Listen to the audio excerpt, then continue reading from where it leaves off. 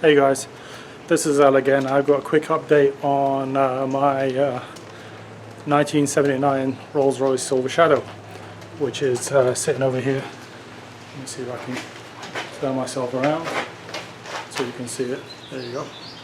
So this is the gold Silver Shadow that I picked up in Memphis. Let me turn the camera over. What's going on with this car? Well, long and short basically is I got tired of working on it. It's been maybe about 4 or 5 months since I last messed with this car. I moved it to the back of the shop and pretty much parked it there.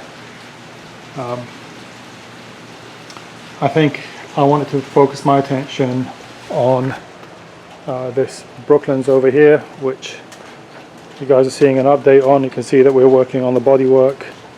There was a minor ding over here, so there's some repairs on that. And between that car, the Brooklands, which is pretty much my first love when it comes to these old Rolls Royce and Bentley models. It was the first car that I bought, and now that I was able to get past the transmission issue and the alarm issue, I would really want to focus my attention on that, and I've got the Continental, which is just perfect. I decided that I didn't want this car anymore, so I stuffed it in the back. My initial thoughts were to really dismantle this car and dismantle all the Silver Shadows that I have. I have 4 in total. So I put an ad in the marketplace, just basically dismantle Silver Shadows, and my plan was to start with the worst one first, and get rid of that one, and then just slowly go through the rest. You'd ask yourself, why would I want to dismantle a car that's in perfectly good condition or serviceable? The simple answer is, I don't like people coming to this place, to my shop. A lot of times you just have to deal with tire kickers. They come, they're always trying to offer you a lot less than what you're looking for in the car, and you got to do a lot of driving back and forth. You take a lot of time out. It's only one trip for them. It's as many trips as it takes to sell the car for you. So a lot of it turns into a waste of time, and especially with older cars. These aren't a necessity, these are a luxury. So 99 out of 100 people who inquire about them tend to be tire kickers. They're not serious, they're dreamers. They've got to talk to their wife, they're looking for a bargain to flip, and it turns into a waste of time. So when you're dismantling a car, which is what I've done in the past, instead of selling them, I take them apart and I sell in pieces.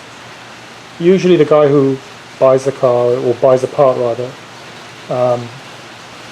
wants the part, so he'll buy the part, he'll pay for the part, then you go and pull the part, stick it in a box, ship it. You never have to deal with them again. You've already been paid. It's a lot easier, and almost invariably the sum of the parts is more than the whole.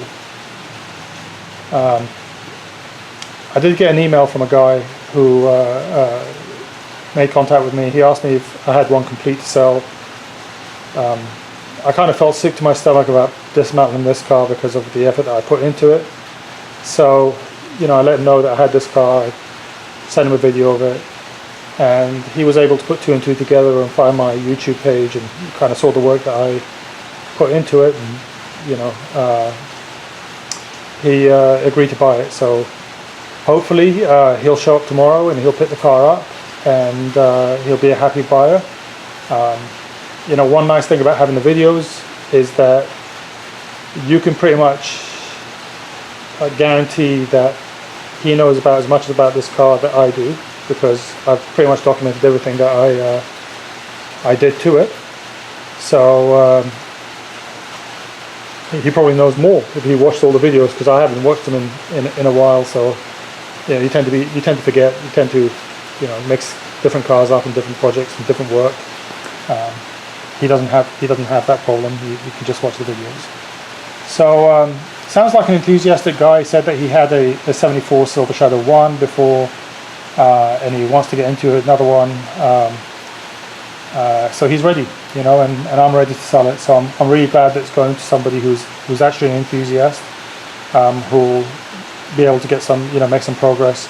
I can't make progress on these cars because I just have too many of them. It's very hard for me to make progress on one car at one time.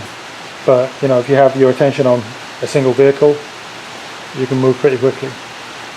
So I pulled it out of the storage, you know, the back area of the building.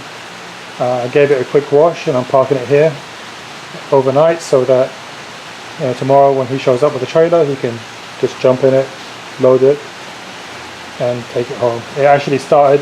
Sounds terrible. I mean, it's, you know, the carburetors are really in need of work, but it did start and was able to run, and I got it to the side of the building, stopped, and everything else like that. So pretty happy about that.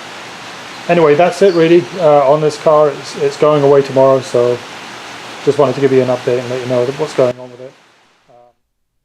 I'd like to thank everybody who's followed me through this project. It's been a huge learning experience for me, and I appreciate all the advice given and the encouragement. Please continue to watch as I work through some of the other projects, and thank you again.